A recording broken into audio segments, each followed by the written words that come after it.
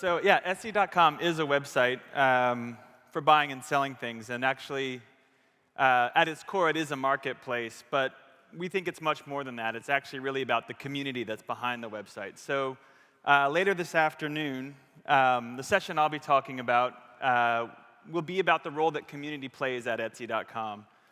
And I'm just going to give you a quick introduction to the company, and I won't steal all my thunder for later today, but give you a little sip of what's to come. I start with this slide, because this is where Etsy started, in Brooklyn, New York. This is our old neighborhood. I'm going to use this pointer. Right over here is where our apartment was. And my roommate at the time was a guy named Rob Kalin. And he, like me and all of our friends, were actually trying to make a living making things.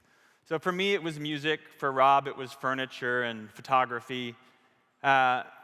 And though we weren't really trained in any of these pursuits in formal ways, we were really passionate about creating tangible things. It was kind of a whole new movement of young, creative people who just did it because they wanted to make things. But it was very hard to actually make money doing these things.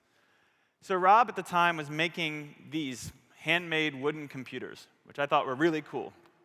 But he really couldn't find a good place to sell them. So there was eBay, of course, but eBay isn't really perfectly suited for creative people. It's great if you're Best Buy or some huge chain dumping off a bunch of stuff. No offense to anyone from eBay who's here. I love eBay for a lot of things, but I think it's not really a place where creative people feel like their work is well represented.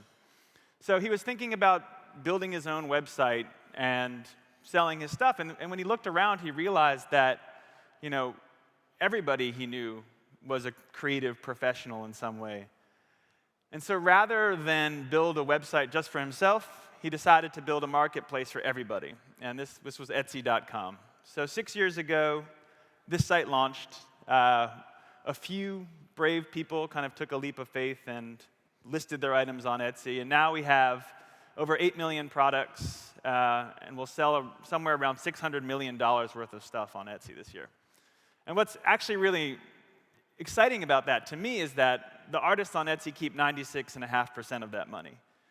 And that, before we were business people, we were artists. In fact, we're still not very good business people, hence the fact that we operate on 3.5% margin.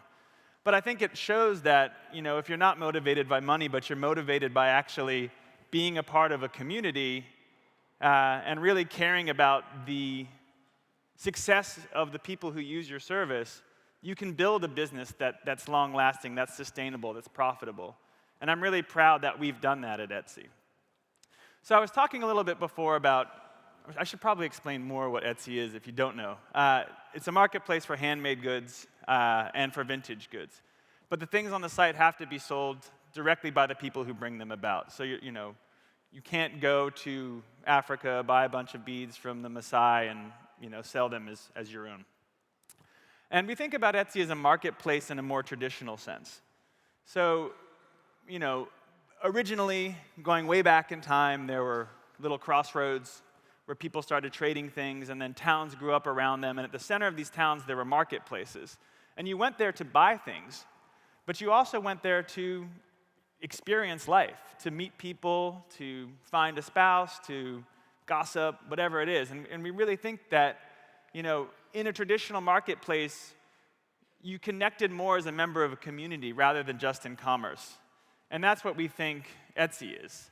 It's that kind of crossroads where you're connecting with people in commerce, but you're also just connecting them as a friend. So, in these old marketplaces, you bought your shoes from a cobbler that you knew, right? You knew the people who made the things in your life. And because of that, it mandated that the things that they made were of a high quality because their standing in their community mandates that. At the same time, when you had a deeper connection to people, they were more likely to support you. So again, it was really about connecting as humans rather than in commerce. And this is what our goal is with Etsy.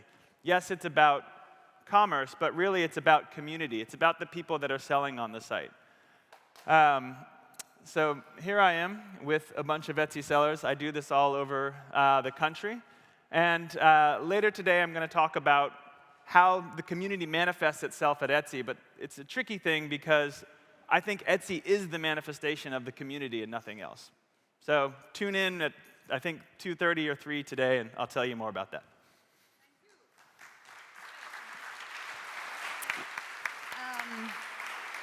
I do have a few questions. I mean, 800 million, that's a lot of commerce, things you're selling right now.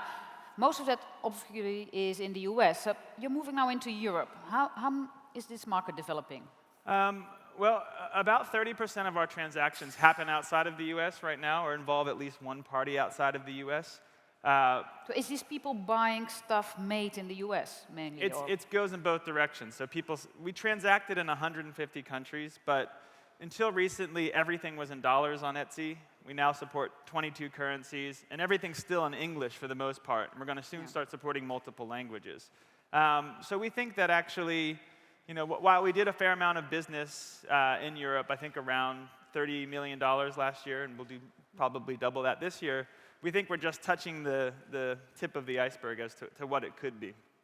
Now, you're launching in Europe, you're heading the European venture, and you're based in Berlin. This is a question for this audience. Why are you in Berlin? Why not somewhere else? There's a lot of reasons for Berlin. I mean, mostly I picked a city where I wanted to live. And I think that Berlin is He's married to a German woman and I'm has a married little to child a German there, so woman, there you go. I've got a baby, all of these things. But that's not the only reason. But I didn't have a baby when I came here, and I didn't know that was going to happen. Turns out Berlin's a great city for kids. No, I think that, to really internationalize, you can't go to London if you're an American company, because I think it's about supporting multiple languages, but it's also about supporting multiple cultures. And I think German people are different from Finnish people, are different from Dutch people, whatever it may be. And we really want to build a site with people, not just for people. So it was really important for us to be on the ground. I think, and for what Etsy does, there's no more creative city than Berlin. And maybe you could say it's because no one has jobs and everyone just does projects, but I think that's a good thing, actually. So how do you connect to a local community? I mean, how do you make the people, the craftspeople, the people that make things in Berlin aware of Etsy, and how do you involve them? A lot of different ways. I mean, another reason for Berlin actually is also that you can get fairly affordable real estate. And so one of the things that we did when we opened an office here, we also opened something called the Etsy Labs, which is a community space where we have screen printing presses, sewing machines, everything that you need to make things. And every Monday night, we have it open. It's always free. You can come and learn a new skill. You can connect with the community and just meet the other creators, the creative people in Berlin. And we do these all over Europe. And then also on other nights, usually Thursday nights, we have a kind of business-focused workshop, which is always free too, where you can learn about product photography or branding and marketing. So we try to grow the community by supporting that community and connecting that community. And I think that those are among the things we do. Are there countries where it really doesn't work, or where things simply don't happen? Not enough craftspeople, or not enough people interested in making I don't know. stuff? I mean, I think I was surprised by a lot of things. The first time I ever went to Helsinki, I met with a group of Etsy artists, and I was all loud and American and yeah, we're gonna do this. This is awesome. And then it was like I'd killed someone's mother. It was like just total silence in the room. I was like, wow, that was painful. But later they were like, that was really inspiring, thank you. And and I think that was just trying to understand the demeanor of certain people, and obviously that's a big stereotype, but I really. But in the European countries, where are the most merchants? Who makes the most things? Well, not even selling them, but just putting it up there. Yeah, I mean, I think that the Dutch are pretty amazing, pretty talented people, and making really beautiful things. I think in a lot of Scandinavian countries, too, you have such a rich design history and a history of artisanship. I'd say the same in Germany. I think the Germans... So what is a typical German thing that gets put on there? I mean, what is the best-selling or the most popular thing that people in Germany buy? There's a lot of actually, well, I don't know, I'm really focused on baby things right now. Okay. So there are actually a lot of really good handmade baby clothes coming from, probably from Prenzlauer Berg, I don't know, but they're from Germany. I mean, there's, some of the products that I see being very successful in Germany are really sleek felted laptop covers, these kinds of things. Okay, great. Thanks very much. Yeah, thank you. And come to his track this afternoon, social media.